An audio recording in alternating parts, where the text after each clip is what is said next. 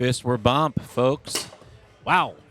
Just like that, Robertson gets on the board in this elimination bracket round for fourth. 3 out of 5. Cody Byre on the left, Blake Robertson on the right. And I agree with you 100% about everything you said, Clay. On the spot.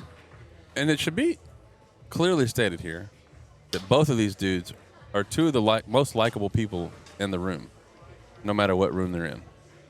And I'm not speaking for you or anybody else, but that's my experience has been these are two really nice dudes.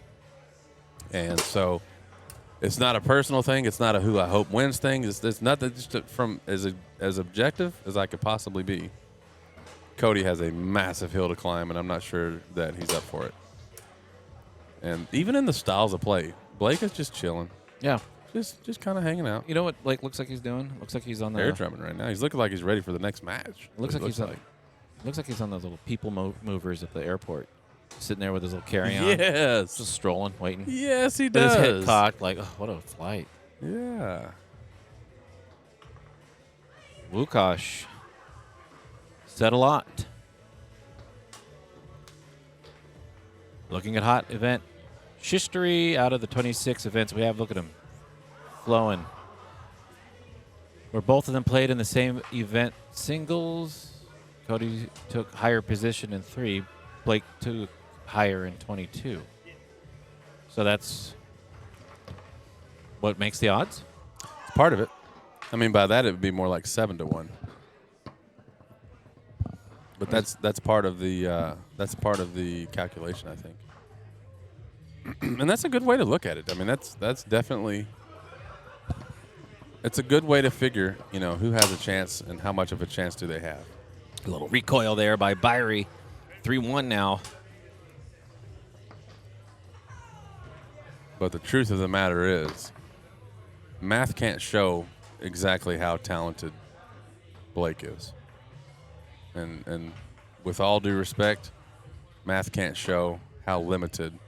A computer doesn't know that shot's not working on Blake. Mm-hmm. Results don't point to that.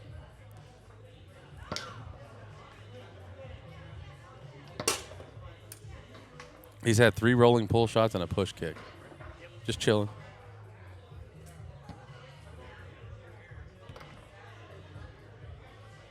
So, but they play the matches for a reason. I've been wrong plenty of times. Mm-hmm. And totally possible that I could be wrong here. I'm not saying this is impossible at all. And Cody is definitely good enough to where if he plays well enough, who knows? It is a hill to climb, though. It's pretty massive. Ron says Cody needs to block Blake's 3-bar and convert for points to win this. Yes, he needs to. Yeah, Cody needs to play pretty much lights out. I mean, he just has to play flawless here against somebody that's not trying. I mean, is it fair to say that he's not trying? I mean, like that stuff just no, happens. that's casual. That's casual. That stuff just happens for Blake, though. Like it just happens. Yeah. 1-0. Blake. I'm kind of tickled noticing that a lot of the Table 1 players today, they've started doing something with that timeout light and the between games light. Is there because it goes from red and then it fades to green, and then 5 seconds after that, full lights, all whites, right? And what they're doing is when it goes to green, they look away from the table, and then the full light, and then they come back. Yep. 1-0 in favor of Robertson in this second game after winning the first. Humans are just endlessly fascinating to me, man, because that's stuff like that, like just the collective thing that so many people do at once. They adjust and they learn and they change. It's a trip. What do you do if you're and Cody's kind of grinning. I mean, Blake definitely shanked that, but the hole was massive. I could have stuck my foot in there sideways. He's not missing that shot no matter what. No. But, one of my favorite questions to ask, I'll ask you. It's 2-2 right now in the second game. If Cody calls a timeout and he comes over and he says, all right, Adam, I don't know what the hell's going on here. Help me out. What do you see? What do you say? For Cody, I don't know.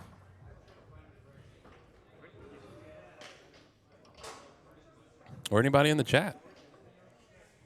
We got Ron. We got a couple other foosball players here. What do you say? I mean, if Cody comes over and says, "Hey, it's tough. I'm better than this. I can compete with this guy. I'm good enough. It's 3-2 in the second game. I'm only down a game. What can I do here?" What do you say? Right, 3-3 now. I mean, really, he's just getting not smoked, but Blake is Robertson's handling him right now. Yeah, Robertson is just scoring pretty much at will and getting breaks. So if he can just, if Cody can continue that kind of torrid pace of blocking, which was just 2. That's not really torrid, but I mean that's going to be huge for him. I don't think hacking is the way. Play your game, nobody else can. Well, wow, there's his game. The bank. And I'll go ahead and eat my words here. I said earlier that's just not going to work against Blake. And there it is. He nails a nice Blake. Bank on Blake. Too many B's and AREs and 4-4. This is more than I signed up for a Friday evening. Oh, it's Monday. Oh, my gosh. Byre, 4-4 in the second game. So to Ron's comment where he says Blake is just playing too comfortable and without effort,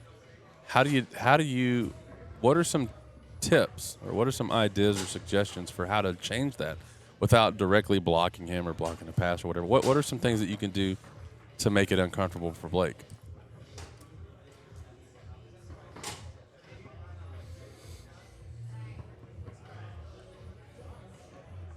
So what do you do? What makes him uncomfortable? Or is that a thing, by the way? I don't want to just assume that you agree that is the thing that can happen. Wait, the what? Wow. Ron's saying, you find a way to make him uncomfortable. Make Robertson uncomfortable? Yeah. I'm just wondering.